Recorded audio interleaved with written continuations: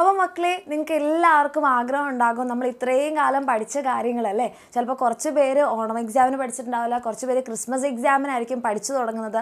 അപ്പോൾ നമുക്ക് കുറച്ച് പോർഷൻസ് ഒക്കെ ചിലപ്പോൾ നിങ്ങൾ ഹാഫ് ഇയർലിയുടേത് കവർ ചെയ്തിട്ടുണ്ടാവും, ചിലപ്പോഴാണെങ്കിൽ ഓണപ്പരീക്ഷയുടെ വരെ ആയിരിക്കും കവർ ചെയ്തിട്ടുണ്ടായത്. എന്തായാലും ഇത്രയും കഴിഞ്ഞു. ഇനി പബ്ലിക് എക്സാം ആകുമ്പോഴേക്ക് കറക്റ്റായിട്ടൊന്ന് പഠിക്കണം. ഫസ്റ്റ് മുതലുള്ള ചാപ്റ്റേഴ്സ് ഒന്ന് കോൺസെപ്റ്റൊക്കെ മനസ്സിലാക്കണം.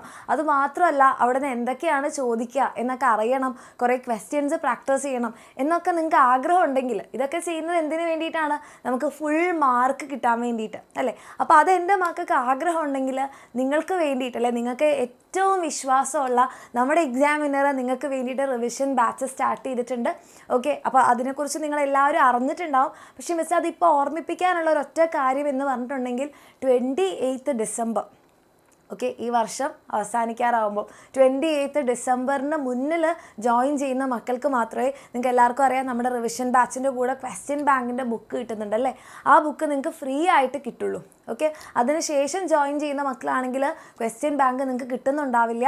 ക്വസ്റ്റ്യൻ ബാങ്ക് പിന്നെ നിങ്ങൾ പൈസ കൊടുത്ത് വാങ്ങിക്കേണ്ടി വരും. അപ്പോൾ നിങ്ങൾക്ക് ക്വസ്റ്റ്യൻ ബാങ്ക് ഫ്രീ ആയിട്ട് വാങ്ങിക്കണം. അതേപോലെ തന്നെ നമ്മുടെ ബാച്ച് തുടങ്ങുമ്പോൾ തന്നെ അടിപൊളിയായിട്ട് നമ്മുടെ ബാച്ചിൻ്റെ കൂടെ പഠിക്കണം എന്നൊക്കെ നിങ്ങൾക്ക് ആഗ്രഹം ഉണ്ടെങ്കിൽ ഏറ്റവും ബെസ്റ്റ് ടൈമാണ്.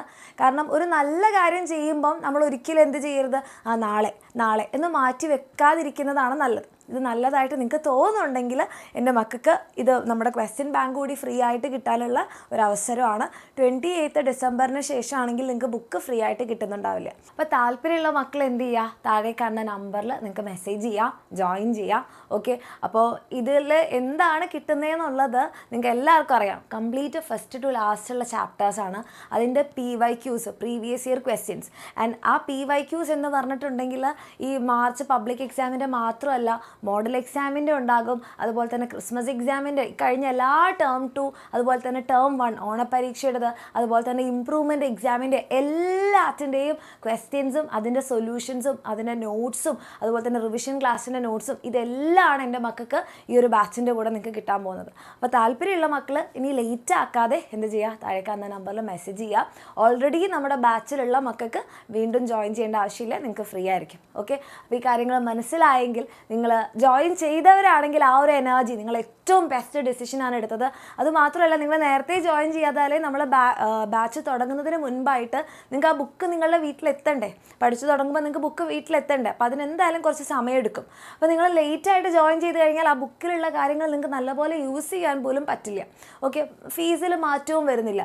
അപ്പോൾ ഏറ്റവും നേരത്തെ ജോയിൻ ചെയ്ത് കഴിഞ്ഞാൽ ഫസ്റ്റ് മുതൽ ക്ലാസ്സുകൾ കണ്ടുപഠിക്കാം, ബുക്ക് ഫ്രീ ആയിട്ട് കിട്ടും, ബുക്കിലുള്ള കാര്യങ്ങളും ക്ലാസ്സുകളും യൂട്ടിലൈസ് ചെയ്യാൻ പറ്റും. അപ്പോൾ ജോയിൻ ചെയ്ത മക്കളാണെങ്കിൽ മിസ്സിനെ കമൻറ്റ് സെക്ഷനിൽ അറിയിക്കാം, മിസ് ഞങ്ങളുണ്ട്, നമ്മളിനി ഒരുമിച്ച് പഠിക്കാൻ പോവുകയാണെന്ന്. താല്പര്യമുള്ള മക്കൾക്ക് താഴേക്കാവുന്ന നമ്പറിൽ മെസ്സേജ് ചെയ്യും. ഓക്കെ, അപ്പോൾ ഇനി അടിപൊളിയായിട്ട് നമ്മൾ പഠിക്കും, നമ്മുടെ പബ്ലിക് എക്സാമിന് ഫുൾ മാർക്ക് തന്നെ വാങ്ങിക്കും. ഓക്കെ.